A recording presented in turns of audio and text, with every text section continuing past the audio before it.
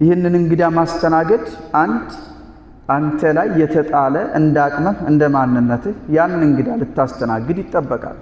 ምናልባት አላህ Subhanahu Wa Ta'ala من وسعه الله عليك من نعمه ሰፋር ልጎ ከቸራቸው ልትሆን ትችልና ያን እንግዳ እንዱ ዝም ብለህ ባሉባልታ ልታስተናግደው አላህም አይፈቅድልህም። አላህ አቅሙን እንደሰጠው ሁሉ በአቅምህ መጠን እንግዳን ማስተናገድ ግድ ነው።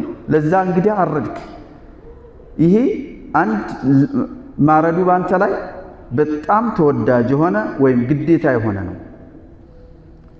ለዚህ እንግዳ ስታርድ ግን ውስጥህ የምትላበሰው ኒያ ሐሳብ ቀስድ አንተን ከእምነትህ ያስፈነጥረሃል። የመጣብህ እንግዳ ሼክ ሊሆን ይችላል። የመጣብህ እንግዳ ሰዎች የተለያየ ነገር ወልይ ምን ብለው የሚጠሩት ሊሆን ይችላል። ሐቂቀተንም ወልይ ሐቂቀተንም ሼክ ሊሆን ይችላል።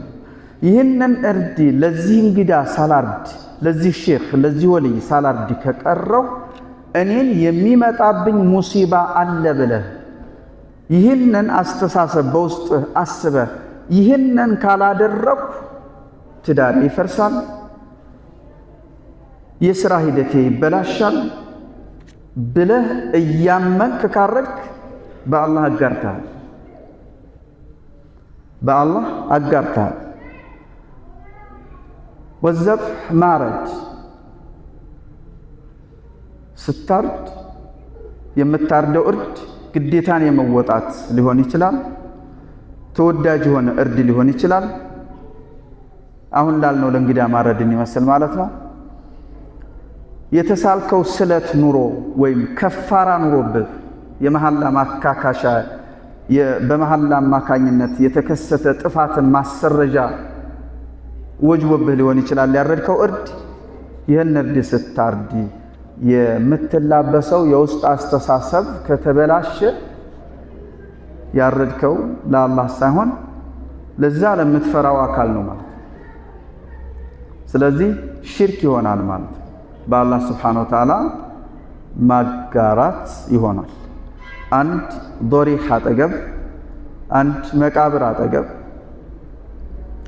በጣም የምታከብራቸው የምትወዳቸው የነበሩ ላንተ በጣም ዲናዊ ለሆነ ማንነትና ዕውቀትና አቋምህ ለኢማንህ ብዙ አስተዋጽኦ ያደረጉልህ የሆኑ ሼክ ይኖራሉ። የእሳቸው ቀብር አጠገብ ሂደህ በአመት ይሄንን ካላደረኩ ይሄንን ሳላርድ ከቀረው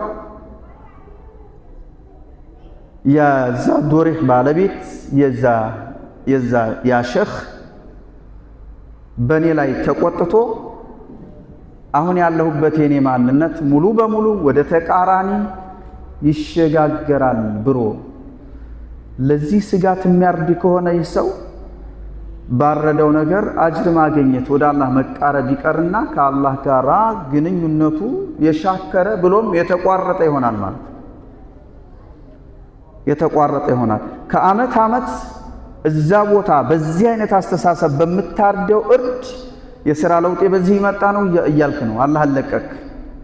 የሥራ ለውጥ የመጣው በዚህ ነው። ጤንነቴ እኔም ሆነ ቤተሰቤ እስካሁን ድረስ ምንም ነገር ሳይደርስብን እየኖርን ያለነው በዚህ ነው እያልክ ነው። አላህ Subhanahu Wa Ta'ala እሱ እየቸረኝ ነው እሱ እየረዘቀኝ ነው እያልክ አይደለም።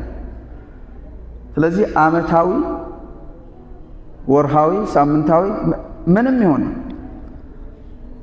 ያን ማድረግ አላህ በየትኛውም ወቅትና በየትኛውም ሰዓት ምስኪኖችን አርዶ በማብላት ምስኪኖችን በቻልከው በመሰደቅ ወደ አላህ መቃረብ የሶደቃ በር ክፍት ነው። ስታደርግክን ረጃዓ ሚን አላህ ነው። ላ ኸውፈ ሚን አሐድ ሚን ገይሪላህ ከአላህ ውጭ ካለ አካል ከአንድም ፈርተ ሰግተ መሆን የለበትም። ወዘብህ ወነዝር ስለት ለአንድ አላህ ብቻ ነው። ስለት ኢባዳ ነው። ስለት የተሰኘውን ኢባዳ ፍጡሮች መኽሉቆች በራሳቸው ጊዜ በራሳቸው ላይ ግዴታ ያደረጉት ካደረጋችሁትማ ተፈጻሚ ማድረጉን በእናንተ ላይ ዋጅብ አድርጌዋለሁ አለ አላህ። ስለት በመሳል እንጂ ስለትን በመሳል ወደኔ ተቃረቡ ሲል አላህ አስለን አልመሰረተው። ግን እነሱ ስለት ማለት ከሙሉ ኢማን ባለቤት የሚመነጭ አይደለም። ለምን አላህን ሱብሓነሁ ወተዓላ አድርግልኝና ሆነልሃለሁ እያልክ ነው።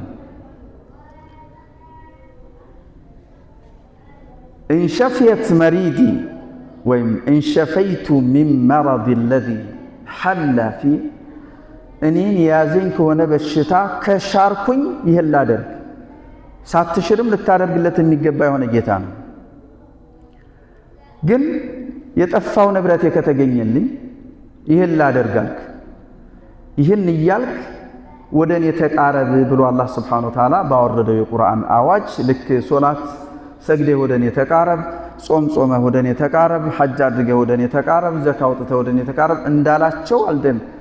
ግን ሰዎች ይህንን ማለት ከፈለጉ ሲል አላህ ሱብሓነሁ ወተዓላ ልክ እንደነሱ ይህን ካላደረግኩላችሁ ለእኔ እንዲህ አትሆኑም ማለት ነው። እስኪ ይሄማ ከሆነ ብሎ አላህ ወደ ተቃራኒው አላደረገውም። ይሁንላችሁ የተሳላችሁትን ስለት ግን